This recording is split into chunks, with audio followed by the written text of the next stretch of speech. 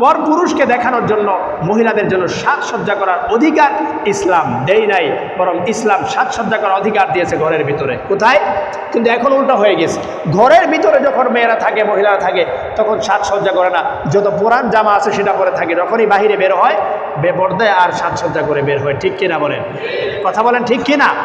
Box নিয়ে আমাদের পুরো এলাকায় একটা টহল দিতে হবে, একটা টহল এলাকায় দিতে হবে, একটা গোরান্টি এলাকায় দিতে হবে, কমপক্ষে এখানে মেইন রোডে উঠে কয়েকটা রোডে একটু যদি বক্স বাজিয়ে আনন্দ উদযাপন, একটু যদি ড্যান্স নাচানাচি না হয়, তাহলে তো ঈদ বৃথা গেল। কি বলেন? ঈদ বৃথা গেল। এগুলো আমরা যুবকরা করতে চাই, সেজন্য যুবক ভাইদেরকে আমি উদাত্ত আহ্বান জানাবো, এই সংস্কৃতি আমাদের মুসলমানদের সংস্কৃতি কখনোই হতে পারে না।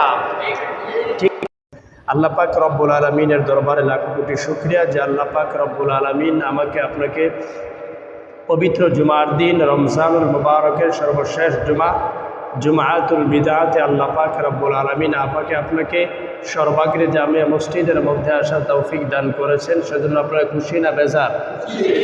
বেশি খুশি না কম খুশি? তো খুশি হয়ে সে আল্লাহ পাকের দরবারে সকলেই কালিমাতুশ শুকর আদায় করে কৃতজ্ঞতা জানাচ্ছি, আলহামদুলিল্লাহ। পবিত্র জুমার দিন হচ্ছে সাপ্তাহিক অন্যান্য দিন থেকে সবচাইতে আল্লাহ পাকের কাছে শ্রেষ্ঠ দিন। হাদিসের মধ্যে রাসূলুল্লাহ সাল্লাল্লাহু আলাইহি সাল্লাম বলেছেন, ইন্না মিন আফদলি আইয়ামিকুম ইয়াউমাল জুমআহ, যে সপ্তাহের দিন সমূহের মধ্য থেকে সর্বশ্রেষ্ঠ দিন হলো জুমার দিন। জুমার দিনে কিছু বিশেষ আমলও আছে। রাসূলুল্লাহ সাল্লাল্লাহু আলাইহি সাল্লাম কিছু বিশেষ কিছু আমল কথা বলেছেন জুমার দিন। জুমার দিন পরিষ্কার পরিচ্ছন্নতা সেরে গোসল করা, আগেভাগে মসজিদে আসা, মনোযোগ সহকারে খুতবা শ্রবণ করা, ইমামের কাছাকাছি বসার চেষ্টা করা এবং সূরাতুল কাহাফ তেলাওয়াত করা, কুবাইলে মাগরিব অর্থাৎ মাগরিবের আগ মুহূর্তের দোয়া কবুল হয় সেই সময় দোয়া করা, এবং জুমার যে দুইটি খুতবা হয়, দুই খুতবার মাঝখানে যখন খতিব মেহরাবে বসে সেই সময়টাও হলো দোয়া কবুল হওয়ার সময়, সেই সময়ে দোয়া করা। এগুলো হচ্ছে জুমার দিনে বিশেষ কিছু আমল। আল্লাহ পাক আমাদেরকে করার তৌফিক দান করে, সকলে বলেন আমিন। যেহেতু সর্বশেষ জুমা আজকে, সর্বশেষ জুমা আগামী শুক্রবার, আমরা আর রমজানে পাচ্ছি না, রমজান আমাদের কাছ থেকে বিদায় নিয়ে চলে যাবে। সেজন্য আজকে আলোচনা করব রমজান শেষ হওয়ার পরেই যে দিনটা আসছে, সেটা হলো মুসলমানের জন্য মহা উৎসব, পবিত্র ঈদুল ফিতর। তো পবিত্র ঈদুল ফিতরে আমাদের জন্য কি করণীয়, কি বর্জনীয়, এবং ঈদুল ফিতরে দিন কি সুন্নত রাসূলুল্লাহ সাল্লাল্লাহু আলাইহি সাল্লাম থেকে বর্ণিত আমাদের জন্য তিনি বলে গিয়েছেন, সেই সুন্নতগুলো নিয়ে আজকে আলোচনা করব। ওয়ামা তাওফিকি ইল্লা বিল্লাহ। ইনশাআল্লাহ আল্লাহ পাক যদ্দুর তৌফিক দান করে সংক্ষিপ্ত সময়ের ভিতরে রাসূলুল্লাহ সাল্লাল্লাহু আলাইহি সাল্লামের ঈদুল ফিতরের দিনের যে সুন্নতগুলো রয়েছে সেই সুন্নতগুলো নিয়েই আজকে আলোচনা করব ইনশাআল্লাহ। সম্মানিত উপস্থিতি, ঈদুল ফিতর মুসলমানের জন্য একটা মহা উৎসব, আনন্দের উৎসব। ঈদুল ফিতর, ফিতর বলা হয়, ঈদ দুইটা অর্থ, একটা হচ্ছে আনন্দ, আরেকটা অর্থ হলো ঈদ মানে হচ্ছে বারবার আসা। যেহেতু প্রত্যেক বছর আমাদের মাঝে ঈদ আসে, প্রত্যেক বছরের পর বছর ঘুরে আসলেই আমাদের মধ্যে ঈদ আসে, সেজন্য একে ঈদ বলা হয়। আর ফিতর মানে হচ্ছে ভঙ্গ করা, ভেঙ্গে দেওয়া। যেহেতু এই ঈদটা এমন একটা দিন, যেই দিন আমরা এক মাস লাগাতার ধারাবাহিকভাবে রোজা রাখার পর এই দিনটাতে আমরা রোজা ভঙ্গ করি, রোজা ভেঙে ফেলি, এই দিনে আমরা রোজা রাখি না। তাহলে রোজাকে আমরা ভঙ্গ করলাম এই দিনটাতে, এক মাস টানা ধারাবাহিকতার সাথে রোজা রাখার পর। সেজন্য এই ঈদটাকে বলা হয় ঈদুল ফিতর। আবার এই ঈদুল ফিতরে আরেকটা কাজ করা হয়, সেটা হলো ঈদগাহে যাওয়ার পূর্বে গরিব মিসকিনদেরকে নেশা পরিমাণ সম্পদের মালিক নিজের পক্ষ থেকে, নিজের অধীনস্থদের পক্ষ থেকে সদাকাতুল ফিতর আদায় করতে হয়। এই জন্য এই ঈদকে বলা হয় ঈদুল ফিতর। তাহলে আমরা বুঝলাম ঈদুল ফিতরকে কেন ঈদুল ফিতর বলা হয়। তাহলে এই ঈদের দিন রাসূলুল্লাহ সাল্লাল্লাহু আলাইহি সাল্লামের কী নির্দেশ, কী বার্তা আমাদের প্রতি রয়েছে, সেই বার্তা এবং মেসেজগুলো এখন আমরা শুনব। সম্মানিত মুসল্লিয়ানে কেরাম, দিনী ভাই ও বন্ধুগণ, রাসূলুল্লাহ সাল্লাল্লাহু আলাইহি সাল্লামের পক্ষ থেকে ঈদুল ফিতরের দিন আমাদের জন্য অনেকগুলো সুন্নত বর্ণিত রয়েছে। তার মধ্য থেকে আজকে আপনাদেরকে 13টি সুন্নতের কথা বলবো, যা রাসূলুল্লাহ সাল্লাল্লাহু আলাইহি সাল্লাম যেগুলোর উপর ঈদুল ফিতরের দিন আমল করতেন। ইনশাআল্লাহ আমরা প্রত্যেকটা সুন্নত এজন্য শুনব যেন আমরাও রাসূলুল্লাহ সাল্লাল্লাহু আলাইহি সাল্লাম যেমন আমল করেছেন আমরাও যেন প্রত্যেকটা সুন্নত আমল করতে পারি, সে আমলের নিয়তে শুনব ইনশাআল্লাহ। যদি আমলের নিয়তেই আমরা শুনি তাহলে আমল আমাদের করতে মনে চাইবে, আর যদি শুনি যে আসলাম বসলাম কিছু শুনলাম সময় কাটাইলাম আর কি, তাহলে কিন্তু আমলের যে একটা স্পিরিট, আমলের যে একটা মাদ্দা সেটা আমাদের তৈরি হবে না। এজন্য শুনবো আমলের নিয়তে, আমি বলবো ইনশাআল্লাহ আমলের নিয়তে। আল্লাহ পাক রব্বুল আলামিন বক্তা এবং শ্রোতা উভয়কেই ঈদুল ফিতরের এই সুন্নতগুলোর উপর আমলে জিন্দেগি গড়ার তৌফিক দান করুন, সকলে বলেন আমিন। সম্মানিত দিনী ভাই ও বন্ধুগণ, ঈদুল ফিতরের 1 নম্বর সুন্নত হলো অন্যান্য দিনের তুলনায় সকালে ঘুম থেকে জাগ্রত হওয়া। বাইহাকি শরীফের 6126 নম্বর হাদিসের মধ্যে আসছে এই সুন্নতের কথা, যে ঈদুল ফিতরের দিন সকাল সকাল ঘুম থেকে জাগ্রত হয়ে যাওয়া। ঈদুল ফিতরের দিন সকালে ঘুম থেকে জাগ্রত হয়ে ফজরের নামাজ জামাতের সাথে আদায় করা, এটা ঈদুল ফিতরের দিন সুন্নত। এজন্য ঈদুল ফিতরের দিন ফজরের নামাজটা আপনারা চেষ্টা করবেন না, চেষ্টা করবেন বললে তো মনে করা হয় যে না করলেও মনে হয় চলবে, বাধ্যতামূলকভাবে আবশ্যকীয়ভাবে চেষ্টা করবেন যেন ফজরের নামাজটা আপনাদের জামাত ছুটে না যায়। ঈদুল ফিতরের দিন ফজরের নামাজ জামাতের সাথে আদায় করা, সকালে ঘুম থেকে সকাল সকাল ওঠা, এটা ঈদুল ফিতরের 1 নম্বর সুন্নত। তাহলে 1 নম্বর আমরা কি করব? সকাল সকালে আমরা ঘুম থেকে জাগ্রত হয়ে যাব। অনেকে তো এমন আছে ঈদুল ফিতরের দিনেও রাতভর প্রায় 1টা 2টা 3টা পর্যন্ত জাগ্রত থাকে, তারপর ফজরের নামাজ কোন দিক দিয়ে যায় সে নিজেও জানে না, কোনো রকম উঠে গোসলটা করে ঈদের নামাজটা ধরে আর কি। এটাও যদি কোনো সুযোগ থাকতো তাহলে এটাও মিস করতো, যেহেতু এটা বাৎসরিক নামাজ সেজন্য এটা আর মিস করে না, বাৎসরিক একদিন তো এই জন্য আর মিস করে না, এমন অনেকে আছে। সেজন্য আমরা এইটা পরিহার করে আমরা সকাল সকাল ঘুম থেকে উঠে সর্বপ্রথম জামাতের সাথে ফজরের নামাজটা আদায় করব ইনশাআল্লাহ, সকলে বলেন। 2 নম্বর সুন্নত, ঈদুল ফিতরের দিন 2 নম্বর সুন্নত হলো সকালবেলা আমরা ঘুম থেকে জাগ্রত হয়ে মসজিদে এসে জামাতের সাথে ফজরের নামাজ আদায় করে আমরা যখন বাড়িতে যাওয়ার পর অথবা ফজরের সময় আমরা যখন ঘুম থেকে উঠব তখন, অথবা ঈদের নামাজের জন্য আমরা যখন গোসল করব তখন আমরা সর্বপ্রথম মেসওয়াক করব। কি করব বলেন? মেসওয়াক করব। মেসওয়াক কি সকলেই করেন? এই হাদিস তাবিনুল হাকায়েক হাদিসের মধ্যে কিতাবের মধ্যে আসছে মেসওয়াকের কথা। মেসওয়াক করা এটা রসুলের দায়ী সুন্নত, এটা সবসময় রসুল করতেন। মেসওয়াক করা আমরা করি ব্রাশ, আর রাসূলুল্লাহ সাল্লাল্লাহু আলাইহি সাল্লাম কী করতেন? মেসওয়াক করতেন। তখন তো ব্রাশের যুগ ছিল না, এখন আসেই না, এটা কত পরে আসছে।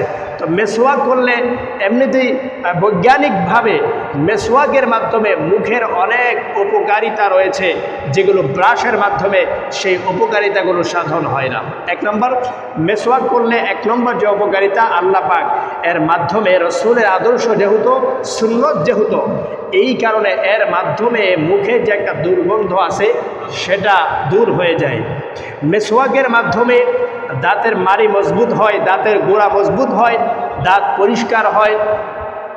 2 নম্বর উপকার। 3 নম্বর, মেসওয়াক করলে রাসূলুল্লাহ দাঁত তো পরিষ্কার হয়, পাশাপাশি রাসূলুল্লাহ সাল্লাল্লাহু আলাইহি সাল্লামের একটা সুন্নতের উপর আমল হয়ে যায়, বিদায় আপনার আমল নামায় সওয়াব দ্বিগুণ পরিমাণ বেড়ে যায়। সুবহানাল্লাহ। ব্রাশ করলে দাঁত পরিষ্কার হয় ঠিক, কিন্তু সুন্নতের উপর আমল হয় না, আপনার সওয়াব হবে না। কিন্তু মেসওয়াক যদি আপনি করেন দাঁতও পরিষ্কার হবে, আবার সুন্নতের উপর আমল হওয়ার কারণে আপনার সওয়াব হবে।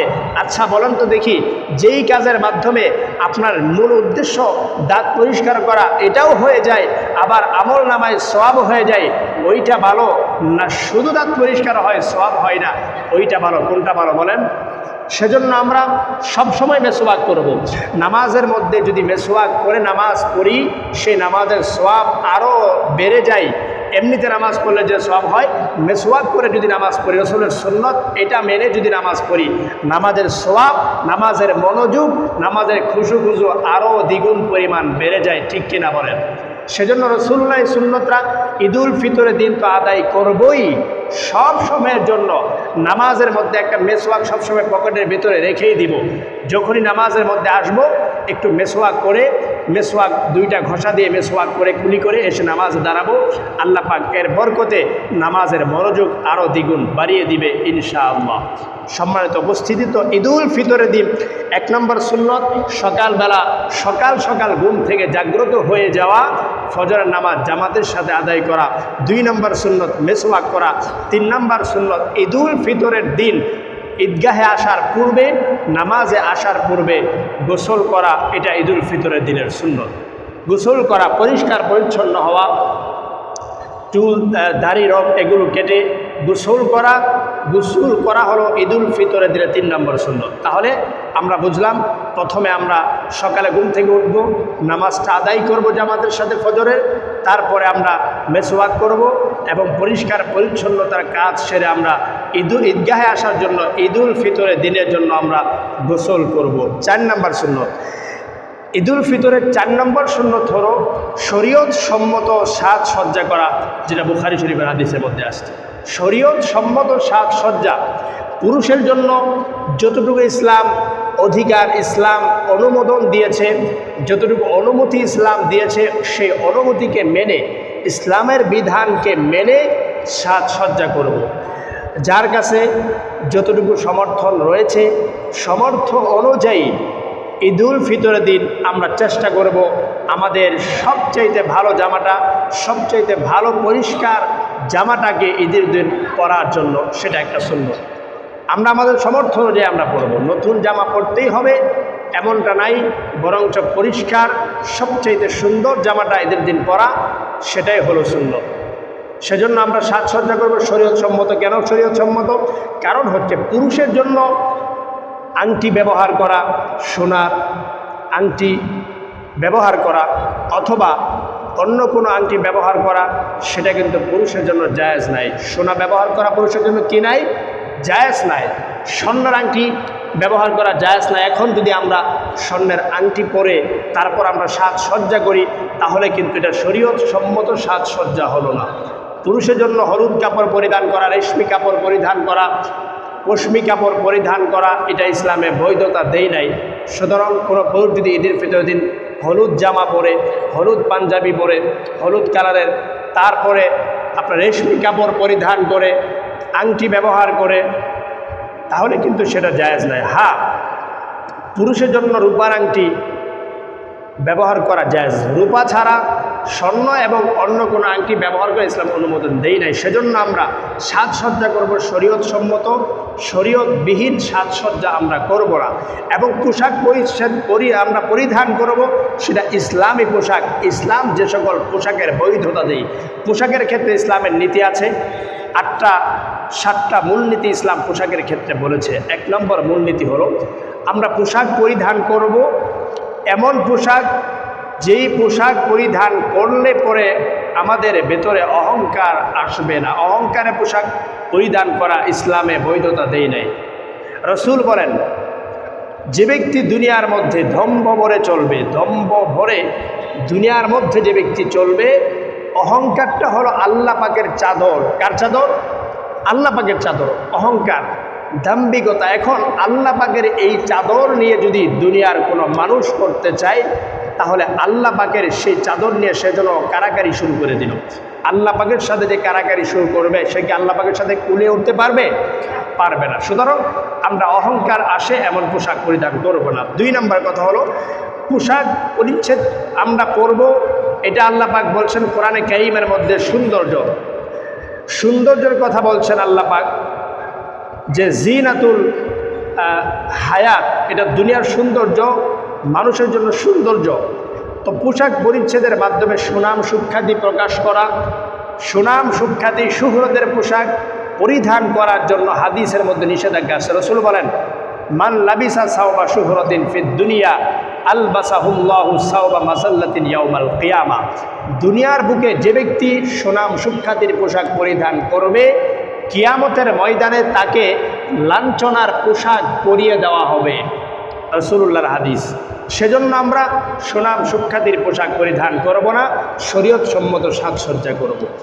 তারপর পোশাকের ক্ষেত্রে আরেকটা মূলনীতি হলো, পোশাক পরিধান করা পুরুষের জন্য টাকনুর নিচে পোশাক পরিধান করা, কোনো প্যান্ট অথবা পায়জামা অথবা লুঙ্গি টাকনুর নিচে পরিধান করা পুরুষের জন্য হারাম। পুরুষের জন্য কি বলেন? হারাম। রসুল বলেন যে, হাদিসের মধ্যে রসুল বলেন, লুঙ্গি এবং পায়জামার যে অংশটুকু টাকনুর নিচে ঝুলে থাকে সেই অংশটা জাহান্নামে যাবে। কোথায় যাবে? কথা বলেন, কোথায় যাবে? জাহান্নামে যাবে, হাদিসের মধ্যে আসছে। সুতরাং টাকনুর নিচে পোশাক পরিধান করা, কোনো প্যান্ট পরিধান করা, পায়জামা পরিধান করা, লুঙ্গি পরিধান করা, এটা ইসলাম বৈধতা দেই নাই, হারাম করে দিয়েছেন। সেজন্য ঈদুল ফিতরের দিন আমরা শরীয়ত সম্মত পোশাক পরব, টাকনুর নিচে চলে যায় এমন পোশাকও আমরা পরিহার করব ইনশাআল্লাহ। বলেন, এই জন্য শরীয়ত সম্মত পোশাক বলেছেন। এরপরে এমন টাইট ফিট জামা পরিধান করা, যে টাইট ফিট জামা পরিধান করার কারণে দেহায়ব অর্থাৎ দেহের অংশটুকু একদম দূর থেকে লক্ষ্য করা যায়। বিশেষ করে মহিলাদের জন্য, মেয়েদের জন্য, আমাদের মা বোনদের জন্য এমন টাইট ফিট এবং পাতলা কাপড় পরিধান করা, যে টাইট ফিট এবং পাতলা কাপড় পরিধান করার কারণে দেহের অংশটুকু বাহির থেকে বোঝা যায়, ফুটে ওঠে, সেই পোশাক পরিধান করাও ইসলাম বৈধতা দেই নাই। বরঞ্চ এমন একদম আপনার শরীর যতটুকু প্রয়োজন ততটুকু প্রয়োজন অনুযায়ী পোশাক পরিধান করা। সুতরাং এই পোশাক থেকেও আমরা পরিহার করব ইনশাআল্লাহ। বলেন, এরপরে হলো পোশাক, মহিলার জন্য পুরুষের পোশাক, পুরুষের জন্য মহিলার পোশাক, একজন আরেকজনের পোশাক পরিধান করাও ইসলাম বৈধতা দেয় নাই। রাসূলুল্লাহ বলেন হাদিসের মধ্যে, যে ব্যক্তি পুরুষের আকৃতি ধারণ করতে যায়, পুরুষ রূপী মহিলা, যে ব্যক্তি পুরুষ হয়েও মহিলার পোশাক পরিধান করে মহিলা সাজতে চায়, আর যে ব্যক্তি মহিলা হয়ে পুরুষের পোশাক পরিধান করে মহিলা পুরুষ সাজতে চায়, তাদের উপর লাআনা রাসূলুল্লাহি সাল্লাল্লাহু আলাইহি সাল্লাম, রাসূল সাল্লাল্লাহু আলাইহি সাল্লাম এবং আল্লাহ পাক রব্বুল আলামিন নিজে এদের উপর লানত করেছেন, অভিশাপ দিয়েছেন। সেজন্য পুরুষেরা পুরুষের পোশাক পরিধান করবে, মহিলারা মহিলার পোশাক পরিধান করবে, একজন আরেকজনের সাদৃশ্যতা অবলম্বন করা যাবে না। সম্মানিত দিনী ভাই বন্ধুগণ, আমরা বুঝলাম পোশাক শরীয়ত সম্মত পোশাক হতে হবে। শরীয়ত সম্মত পোশাক কেমন হবে আমরা সংক্ষিপ্তভাবে জানতে পারলাম। ঈদের দিন 5 নম্বর সুন্নত হলো সমর্থ অনুপাতে উত্তম পোশাক পরিধান করা। সমর্থ অনুযায়ী যার যেমন সমর্থ রয়েছে, আমরা প্রত্যেকের সমর্থন অনুযায়ী উত্তম পোশাক পরিধান করা ঈদুল ফিতরের দিনের সুন্নত, অন্যতম একটা সুন্নত। নতুন জামা পরিধান করতে হবে এটা সুন্নত নয়, বরং উত্তম পোশাক পরিধান করা, সমর্থ অনুযায়ী উত্তম পোশাক পরিধান করা হলো সুন্নত। 6 নম্বর সুন্নত সুগন্ধি ব্যবহার করা। মুস্তাদরাকে হাকিমের হাদিসের মধ্যে সুগন্ধি ব্যবহার করা এটা রাসূলুল্লাহর সুন্নত। রাসূল শুধু ঈদের দিন না, সবসময় সুগন্ধি ব্যবহার করতেন। রাসূল চাইতেন আমি সুগন্ধি ব্যবহার করার কারণে আমার পাশে যে লোকটা থাকবে, নামাজ পড়বে, আমার পাশে হাঁটবে, থাকবে, সেই লোকটা একটু আনন্দ উপভোগ করবে, সে একটু ভালো একটা আনন্দ উপভোগ করবে, আমার কারণে কষ্ট পাবে না, বরং একটু আনন্দ সে ফিল করবে, উপভোগ করবে। সেজন্য সুগন্ধি ব্যবহার করা, আতর ব্যবহার করা ঈদুল ফিতরের দিন এটা রাসূলুল্লাহর সুন্নত। এটা কার সুন্নত? আবার জোরে বলেন না, কার সুন্নত? রাসূলুল্লাহর সুন্নত। সুতরাং 6 নম্বর কাজ সুন্নত হলো ঈদুল ফিতরের দিনের 6 নম্বর সুন্নত হলো ঈদুল ফিতরের দিন সুগন্ধি ব্যবহার করা। 7 নম্বর সুন্নত ঈদগাহে যাওয়ার আগে, ঈদুল ফিতরের দিন, এটা ঈদুল আজহার দিনের না, ঈদুল ফিতরের দিন ঈদগাহে যাওয়ার আগে মিষ্টি জাতীয় কোনো খাবার হোক না সেটা সেমাই অথবা খেজুর ইত্যাদি কিছু আহার করে তারপর ঈদগাহের দিকে রওনা হওয়া।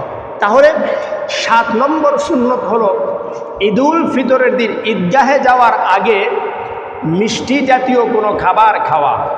মিষ্টি জাতীয় কোনো খাবার খাওয়া। এটা হলো ঈদুল ফিতরের দিন 7 নম্বর সুন্নত। তবে ঈদুল আজহাতে কিন্তু যারা কুরবানি করবে তাদের জন্য মিষ্টি জাতীয় কিছু খাবার খাওয়া সেটা সুন্নত নয়, এটা ঈদুল ফিতরের দিনের সুন্নত। 8 নম্বর সুন্নত, ঈদগাহে সকাল সকাল ঈদগাহে চলে যাওয়া। সকাল সকালেই ঈদগাহে চলে যাওয়া, নামাজ পড়ে অনেকে অনেক লেট করে আসে। এমনও হয় ঈদুল ফিতরের দিনে ঈদের নামাজেও এমন দেখা যায় অনেকে নামাজ পায় না, মাসবুক হয়ে যায়। আছে না নাই বলেন? ঈদের দিন একটা দিন ঈদের নামাজ ওয়াজিব একটা নামাজ আদায় করবে, সেখানেও মাসবুক। দুনিয়াবি ব্যস্ততা কত কি পরিমাণ ঘিরে রেখেছে তাকে, যে ঈদুল ফিতরের দিনেও দুনিয়াবি ব্যস্ততা ছাড়া নাই, নামাজের মধ্যে মাসবুক নামাজই পায় না। এসে দেখে কী করবে? আবার নামাজ না পড়ে ফিরে যায়। ঈদের নামাজ কিন্তু আবার একা একা পড়া যায় না। ঈদের নামাজ জন্য শর্ত আছে, জামাত শর্ত হতে হবে, জামাত হতে হবে, খুতবা, এগুলো শর্ত আছে। একা একা তো পড়া আর নামাজ ওয়াজিব নামাজটা তার ছুটে গেল অলসতার কারণে, খামখেয়ালির কারণে। সেজন্য আমরা অলসতা খামখেয়ালি না করে আমরা ঈদুল ফিতরের দিন সকাল সকাল গোসল করে বাকি সুন্নতগুলো আদায় করে আমরা আগে ভাগে ঈদগাহে আসার চেষ্টা করব। আল্লাহ তৌফিক বলেন। ঈদুল ফিতরের দিন ঈদগাহে যাওয়ার পূর্বে বলে আমাদের ফিতরা বলে সাদাকাতুল ফিতর, ফিতরা। এই ফিতরাটা আমরা আদায় করে দিব গরিব মিসকিনদেরকে জেনে শুনে দেখে, এবং গরিব মিসকিনদেরকে ঈদগাহে যাওয়ার আগেই আমরা সাদাকাতুল ফিতর আদায় করব। আল্লাহ পাক রব্বুল আলামিন এই বিধানটা মুসলমানদের জন্য দিলেন, কারণ আল্লাহ পাক চান না ঈদুল ফিতরের দিন ঈদগাহে যাওয়ার আগে ধনীরা তাদের সন্তানদেরকে সালামি দিবে, তাদের সন্তানদেরকে পকেট থেকে টাকা বের করে দিবে, আর গরিব মানুষ পকেটে তো টাকা নাই, দিবে কি করে? গরিব সন্তানরা তাকিয়ে তাকিয়ে দেখবে। আল্লাহ পাক বলেন এটা আমি চাই না, আমি চাই মুসলমানদের এই উৎসবের দিন ধনী গরিব সবাই আনন্দে উদযাপন করবে। সেজন্য আল্লাহ পাক রব্বুল আলামিন রাসূলুল্লাহ সাল্লাল্লাহু আলাইহি সাল্লামের সুন্নতের মধ্যে আল্লাহ পাক রব্বুল আলামিন রাসূলকে জানিয়ে দিলেন যে ঈদুল ফিতরের যে ফিতরাটা সেটা ঈদগাহে যাওয়ার পূর্বেই আদায় করে তারপর ঈদগাহে যাবে।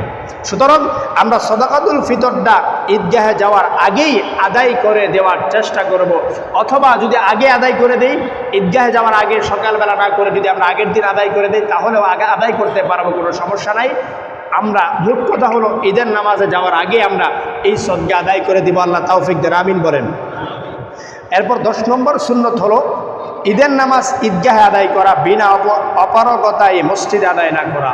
যেহেতু আমাদের এই মসজিদটা ঈদগাহ মসজিদ, এটা মাঠ, সুতরাং এখানে আমরা সমস্যা হয় না, কারণ এটা আমাদের ঈদগাহ থেকে ঈদগাহ জামে মসজিদ, ঈদগাহ নামাজ এখানে আদায় করা হয়। তো ঈদগাহে যেয়ে ঈদের নামাজ আদায় করা এটা রাসূলুল্লাহ সাল্লাল্লাহু আলাইহি সাল্লামের সুন্নত। সমস্ত মুসলমান এলাকার বিভিন্ন এলাকার মুসলমান সারা বছর দেখা সাক্ষাৎ হয় না, কথাবার্তা হয় না। ঈদের দিন দেখা সাক্ষাৎ হবে, কথাবার্তা হবে, একসাথে একজন আরেকজনকে সালাম মুসাফা মত বিনিময় হবে, দেখা সাক্ষাৎ হবে, পরস্পরের সম্প্রীতি সহানুভূতি ভালোবাসা ভ্রাতৃত্ব বন্ধন অটুট আরও মজবুত হবে। আল্লাহ পাক রব্বুল আলামিন সেজন্যই এই নামাজটা সবাইকে একসাথে করে জনসম্মুখে একসাথে সবাই সমাগম হয়ে মানুষ একসাথে জড়ো হয়ে আদায় করতে বলেছেন। এজন্যই একজন সাক্ষাৎ হবে। এই জন্য ঈদের নামাজে যাওয়ার আগে ঈদের দিন একটা দিন, তো আমি সবসময় অনেক জায়গায় কথাটা বলে থাকি, অনেকেই তর্ক বিতর্ক হয়, ঝগড়াঝাটি হয়, কথা কাটাকাটি হয়, এটা হতেই পারে স্বাভাবিক। তো এটা হলে ঈদের দিন ঈদগাহে যাওয়ার আগে যাদের সাথে ঝগড়া হয়েছে, কথা বন্ধ আছে, এমন আছে না নাই বলেন? আছে, কথা বন্ধ। মুসলমান ভাইয়ের সাথে যে কোনো একটা বিষয়ে ঝগড়া হয়েছে, কথা কাটাকাটি হয়েছে, কথা বন্ধ, মনোমালিন্য তৈরি হয়ে গিয়েছে। তো ঈদগাহে যাওয়ার আগে অন্তত ঈদের নামাজ ঈদগাহে এসে সবার সাথে মুসলমানদের জন্য আল্লাহ কেমন বিধান দিলেন, মুসলমানদের সম্প্রীতি সহানুভূতি ভালোবাসা ভ্রাতৃত্ববন্ধন অটুট রাখার জন্য, ভ্রাতৃত্ববন্ধন সম্পর্ক মজবুত করার জন্য আল্লাহ পাক জনসমাগম সবাই একত্রিত হয়ে ঈদের নামাজে আসবে, একজন আরেকজনকে সালাম দিবে, মুসাফা করবে, মুআনাকা করবে। এর মাধ্যমে আল্লাহ পাক রব্বুল আলামিন যে হিংসা বিদ্বেষ তৈরি হয়েছিল সেটা দূর করে মুসলমানদের ভ্রাতৃত্ববন্ধনকে আদি করে। সুবহানাল্লাহ। সেজন্য আমরা এই ঝগড়াঝাটি যাদের সাথে আছে, মনোমালিন্যতা যাদের সাথে আছে, ঈদের দিন আমরা ইনশাআল্লাহ সেটা দূর করে দিব, সেটা মিট করে দিব। আমরা মিট করে আমরা পরস্পরে মুসলমান, যে আল্লাহ রাব্বুল যে বলছেন আল মুসলিম আখুল মুসলিম, আল মুসলিম আখুল মুসলিম, একজন মুসলমান আরেকজন মুসলমানের ভাই ভাই, আমরা পরস্পরে ভাই ভাই হয়ে যাব, ভালোবাসা অন্তরের ভিতরে আমরা বৃদ্ধি করে নিব। আল্লাহ পাক তৌফিক দান করুন, আমিন বলেন। 11 নম্বর হলো ঈদগাহে যাওয়ার ক্ষেত্রে আমরা খেয়াল করবো রাসূলের সুন্নত হলো, রাসূল হাদিসের মধ্যে ওটা আসছে যে রাস্তা পরিবর্তন করে ঈদগাহে আসার সময় এক রাস্তা দিয়ে আসা, যাওয়ার সময় আরেক রাস্তা দিয়ে যাওয়া।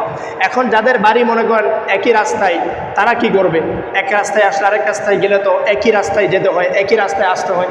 আমরা করবো রাস্তার এক পাশ দিয়ে আসবো, আরেক পাশ দিয়ে যাব। এক জায়গা দিয়ে আসবো, যাওয়ার সময় এই জায়গা চেঞ্জ করে অন্য জায়গা দিয়ে যাব। এটাই হলো রাস্তার এক দিক দিয়ে আসা, আরেক দিক দিয়ে যাওয়া। হাদিসের মধ্যে আসছেন জাবির রাদিয়াল্লাহু আনহু قال قال রাসূলুল্লাহ সাল্লাল্লাহু আলাইহি ওয়াসাল্লাম, তিনি বলেন ইযা কানা ইয়াউমুল ঈদ, ঈদের দিন যখন আসতেন তখন খালাফাল তরিকা, রাসূল সাল্লাল্লাহু আলাইহি ওয়াসাল্লাম রাস্তাকে পরিবর্তন করতেন। রাস্তা কি করতেন? পরিবর্তন করতেন। এক রাস্তায় আসতেন ঈদগাহে, আরেক রাস্তায় যেতেন। তো আমরাও ঈদগাহে এক রাস্তায় আসবো, আরেক রাস্তায় যাব। একটু যদি এদিক সেদিক করে নেই, একটু এদিক সেদিক করার কারণে রসুলের সুন্নতের উপর আদায় হয়ে যাবে। আমাদের ঈদরা হবে সুন্নত সম্মত। প্রত্যেকটা কাজেই, প্রত্যেকটা আমাদের কদমে কদমে আমল নামায় সওয়াব লেখা হইতেই থাকবে। সুবহানাল্লাহ। একমাত্র ইসলামই এমন একটা ধর্ম, যেই ধর্মের মধ্যে মুমিন প্রত্যেকটা শ্বাস নিঃশ্বাসে মুমিনের জন্য নেকি হয়। সুবহানাল্লাহ বলে। এই অপশন অন্য কোনো ধর্মাবলম্বীদের জন্য আল্লাহ পাক রাখেন নাই। কারণ মুমিন যখন ঘুমাতে যাবে, যদি সুন্নত অনুযায়ী দোয়াটা পড়ে, মুমিন যদি সুন্নত মেনে দোয়া পড়ে ঘুমিয়ে যায়, সারা রাত্র মুমিন ঘুমাবে, শরীরের জন্য বিশ্রাম হবে, পাশাপাশি সারা রাত্র ঘুমানোর জন্য মুমিনের আমল নামায় সওয়াব লেখা হতেই থাকবে। মুমিন ঈদের দিন আনন্দ উদযাপন করবে, ঈদের একটা দিন মুমিন আনন্দ উদযাপন করবে। এই আনন্দটা যদি রসুলের সুন্নত তরিকায় হয়, মুমিনের প্রত্যেকটা আনন্দের মধ্যে আল্লাহ পাক নেকি লিখে দিবেন। সুবহানাল্লাহ বলেন। কেমন মুমিন? মুমিন খানা খাবে, নিজের শরীরের শক্তি অর্জনের জন্য খানা খাবে। যদি মুমিনের টার্গেটটা যদি এটা হয় যে খানা খাওয়ার কারণে, খানা খাওয়ার শুরুতে যদি বিসমিল্লাহ বলে শুরু করে, আর শেষে যদি রসুলের সুন্নতটা মেনে দোয়া পরে আলহামদুলিল্লাহ বলে, আল্লাহ পাক এই বিসমিল্লাহ আলহামদুলিল্লাহ মাঝখানে যা খাইলো, শরীরের উপকার তো হবেই, শক্তি তো অর্জন হবেই। যা খাইলো প্রত্যেকটা লুকমার বিনিময়ে, প্রত্যেকটা দানার বিনিময়ে মুমিনের আমল নামায় আল্লাহ নেকি লিখে দিবেন। এটাকেই বলে মুমিন, এটাকেই বলে মুমিন। মুমিন যদি তার জিন্দিগিরা রসুলের আদর্শ অনুযায়ী কাটায়, মুমিন যদি তার জিন্দিগিরা রসুলের সুন্নত অনুযায়ী কাটায়, তাহলে প্রত্যেকটা কদমে কদমে, প্রত্যেকটা শ্বাস প্রশ্বাসে মুমিনের জন্য আমল নামায় সওয়াব লেখা হতেই থাকবে, হতেই থাকবে। কিয়ামতের ময়দানে মুমিন যখন মারা যাবে আর তাকায় দেখবে আমল নামার বিশাল বড় স্তূপ হয়ে আছে, পাহাড় হয়ে আছে, মুমিন বলবে আল্লাহ এত আমল তো করি নাই, টুকটাক নামাজ ফরজগুলো আদায় করছি, টুকটাক আমল করছি, এত সওয়াব হলো কী করে? তখন জবাব দেওয়া হবে তাকে, আমল তো অল্পই করছো, কিন্তু জায়গা মতো তো আমল করছো। আমল অল্প করছো কিন্তু কি সিস্টেম অনুযায়ী করছো, তরিকা রসুলের সুন্নত অনুযায়ী হয়েছে, বিদায় আমলের সওয়াব অনেক বেড়ে গেছে। খাইছো খাবার, খাবার খাইছো, হাঁটছো, শরীরের জন্য চিকিৎসা নিয়েছো, ঘুমিয়েছো, সব কিছু করেছো, পারিবারিক কাজ করেছো, বাচ্চার খরচাদি দিয়েছো, স্ত্রী ভরণ পোষণ দিয়েছো, কিন্তু নিয়ত ছিল আল্লাহর বিধান, সেজন্য করতেছি, তরিকা রসুলের সুন্নত অনুযায়ী হয়েছে। তো প্রত্যেকটা কাজেই সওয়াব হয়েছে, প্রত্যেকটা কাজেই সওয়াব হয়েছে। হওয়ার কারণে আজকে দেখতে পাচ্ছ তোমার আমল নামায় সওয়াবের নেকির স্তূপ হয়ে আছে, নেকির পাহাড় হয়ে আছে। সুবহানাল্লাহ। এজন্য দিনী ভাই ও বন্ধুগণ, মুমিন যেহেতু আমরা মুসলমান, মুসলমানের প্রত্যেকটা আমলই হলো, প্রত্যেকটা কাজই হলো, ব্যক্তিগত কাজও আমলের অন্তর্ভুক্ত হবে যদি তরিকায়ে সুন্নত হয়। সেজন্য আমরা তরিকায়ে সুন্নত মেনে প্রত্যেকটা কাজ, প্রত্যেকটা আমল করতে রাজি কি আছি? আমরা রাজি আছি ইনশাআল্লাহ। ঈদুল ফিতরের দিন প্রত্যেকটা সুন্নত আমরা আদায় করবো, একটা সুন্নতও ছাড়বো না। ঈদুল ফিতরে প্রত্যেকটা সুন্নতে আমাদের আমল নামায় সওয়াব হবে। আল্লাহ পাক বুঝার তৌফিক দান করুন, আমিন বলেন। তো 12 নম্বর সুন্নত, ঈদগাহে যাওয়ার ক্ষেত্রে আমরা অনেকে গাড়ি ব্যবহার করি, অটো দিয়ে আসি, মোটর সাইকেল দিয়ে আসি, প্রাইভেট কারে আসি। তো ঈদগাহে যাওয়ার ক্ষেত্রে সুন্নত হলো পায়ে হেঁটে হেঁটে হেঁটে ঈদগাহে আসা। আবু দাউদ শরীফের হাদিসের মধ্যে আসছে, হেঁটে হেঁটে ঈদগাহে আসা, এটা হলো সুন্নত। সেজন্য আমরা চেষ্টা করব বা যাদের কোনো সমস্যা যাদের নেই হাঁটতে, আমরা হেঁটে হেঁটে আমরা ঈদগাহে আসবো ইনশাআল্লাহ। 13 নম্বর সুন্নত হলো ঈদুল ফিতর ঈদগাহে যাওয়ার সময় আস্তে আস্তে মৃদু আওয়াজে, উচ্চ সুরে মৃদু আওয়াজে, মানে মাধ্যম গতিতে আওয়াজে তাকবীর পড়া, যেটা তাকবীরে তাশরিক বলা হয়। তাকবীর পড়া, তাকবীর আমরা কিন্তু সকলে জানি তাকবীর, আল্লাহু আকবার, আল্লাহু আকবার, লা ইলাহা ইল্লাল্লাহু আল্লাহু আকবার, আল্লাহু আকবার ওয়ালিল্লাহিল হামদ। এই তাকবীর পাঠ করা বেশি বেশি ঈদের দিন, ঈদগাহে যাওয়ার আগে, ঈদগাহে যাওয়ার সময়, আসার সময় এই তাকবীর বেশি বেশি পাঠ করা। এই ছিল ঈদুল ফিতরের দিনের 13টি সুন্নত। এই 13টি সুন্নত ঈদুল ফিতরের দিন আপনারা পালন করতে রাজি আছেন তো ইনশাআল্লাহ? যদি পারেন পুরা ঈদের দিনটা আপনি আনন্দ উদযাপন হয়ে যাবে, আপনি ঈদের দিনটা আনন্দেও কাটাবেন, আবার ওদিক দিয়ে আপনার আমল নামায় সওয়াবও লেখা হয়ে যাবে। সেজন্য আমরা এই 13টি সুন্নত পালন করব। এখন আমরা ঈদুল ফিতরের দিন আরও কিছু কুসংস্কার আমাদের সমাজে আছে না নাই বলেন? কত কুসংস্কার, বিশেষ করে যুবক ভাই যারা এখানে আছেন, আজকের এই শুক্রবার দিন, ঈদুল ফিতরের আগের শুক্রবার দিনে যারা যুবক ভাই আছেন তাদের তো আনন্দ উদযাপনটা একটু বেশি। যারা মোটামুটি বয়স হয়ে গেছে তাদের তো আনন্দ এত বেশি নাই, কারণ আনন্দ সময় শেষ, এখন আর আনন্দ করে লাভ নেই। তারা এতটা ঈদুল ফিতরের দিন আনন্দ করে না, ঘরে বসে থাকে। কিন্তু যুবকেরা ঈদুল ফিতরের দিন যত বেহায়াপনা, যত অশ্লীলতা এই ঈদুল ফিতরকে কেন্দ্র করে হয়, ঈদকে কেন্দ্র করে হয় কি হয় না সমাজের মধ্যে, কথা বলেন। আজকে আমরা এই আলোচনা শোনার পর থেকে আমরা সমাজ থেকে মুরব্বীদের দায়িত্ব হলো, যুবকরা যদি এরকম কোনো অশ্লীলতা, কোনো অশৃঙ্খলতা, ইসলাম বিরোধী কোনো কাজ করতে চায়, মুরব্বীদের দায়িত্ব হলো ওদেরকে বাধা দেওয়া। যুবকদের দায়িত্ব হলো নিজে না করা, এগুলো থেকে বিরত থাকা। আর মুরব্বীদের দায়িত্ব হলো যদি করতে চায় সেটাকে শক্ত হাতে প্রতিহত করা, বাধা দেওয়া। ইনশাআল্লাহ বলেন, পারবেন না ইনশাআল্লাহ? বিশেষ করে মহাদেরকে বলছি, ঈদকে করে আমরা করি, অনেকে ঈদকে কেন্দ্র করে ঈদের দিন আগে থেকে আমরা রাখি যে ঈদের একটা পরেই বক্স নিয়ে আমাদের পুরো এলাকায় একটা টহল দিতে হবে, একটা টহল এলাকায় দিতে হবে, একটা গোরান্টি এলাকায় দিতে হবে। কমপক্ষে এখানে মেন রোডে উঠে কয়েকটা রোডে একটু যদি বক্স বাজিয়ে আনন্দ উদযাপন, একটু যদি ড্যান্স নাচানাচি না হয় তাহলে তো ঈদ বৃথা গেল। কি বলেন, ঈদ বৃথা গেল? এগুলো আমরা যুবকরা করতে চাই। সেজন্য যুবক ভাইদেরকে আমি উদাত্ত আহ্বান জানাবো, এই সংস্কৃতি আমাদের মুসলমানদের সংস্কৃতি কখনোই হতে পারে না।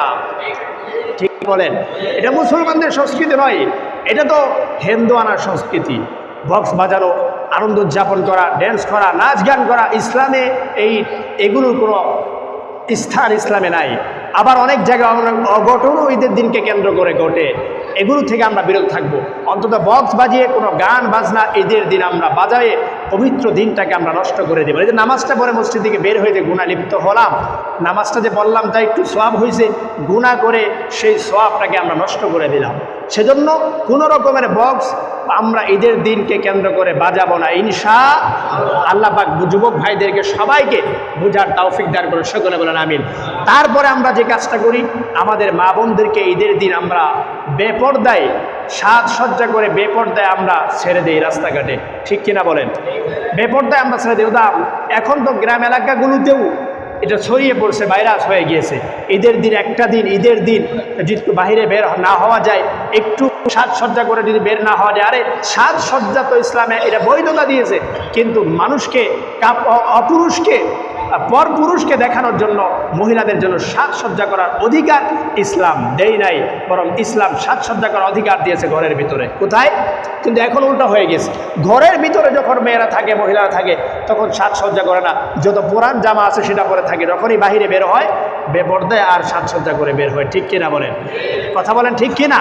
সেজন্য আমরা আমাদের মা বোনদেরকে ঈদের দিন আমরা ভালো করে বুঝাবো এবং ভালো করে বলবো, সাজসজ্জা ইসলামের অধিকার দিয়েছে, কিন্তু এভাবে পর পুরুষের সামনে সাজসজ্জা করার অধিকার ইসলামে দেয় নাই। আল্লাহ পাক কি বলছে দেখুন, ওয়ালা ইউবদিনা যিনাতাহুন্না ইল্লা মা যাহারা মিনহা ওয়াল্লাযরিবনা বিখুমুরিহিন্না আলা জুয়ুবিহিন। আল্লাহ পাক বলছেন যে জাহিলিয়াতের যুগের মানুষেরা, মহিলারা এভাবে সাজসজ্জা করে তারা বের হতো, সাজসজ্জা করে তারা বেরিয়ে পরে সমাজের মধ্যে যত অঘটন, জিনা, বেবিচার, এগুলো সমাজের মধ্যে ছড়িয়ে পড়ত। তো আল্লাহ পাক বলেন এই জাহিলিয়াতের যুগের লোকদের মতো তোমরা মহিলাদেরকে বলতেছে তোমরা সাজসজ্জা করে বের হয়েও না, তাহলে সমাজের মধ্যে অঘটন ঘটবে, সমাজে জিনা ব্যভিচার বেড়ে যাবে, যুবকদের চরিত্র নষ্ট হবে, যুবতীরা নষ্ট হবে, সমাজে দর্শন ইফটিজিং বেড়ে যাবে। আর যদি এটাকে মেনটেন করা যায়, পর্দাকে সমাজের ভিতর চালু করে দেওয়া যায়, সমাজের মধ্য থেকে আগামীকাল আজকে যদি আমাদের বাংলাদেশে গোটা বিশ্বে যদি পর্দার বিধান চালু করা যায়, আগামীকাল থেকে কিচ্ছু বলা লাগবে না, গোটা বাংলাদেশ থেকে গোটা এলাকা থেকে জিনা ব্যভিচার এমনিতেই পালাতে বাধ্য হবে। ঠিক কিনা বলেন? সেজন্য ইনশাআল্লাহ আমরা পর্দা আদেশ করব, আমরা নির্দেশ করব যেন এইভাবে ঈদের দিন এইভাবে অশৃঙ্খলতা এবং বেহায়াপনা যেন না হয়।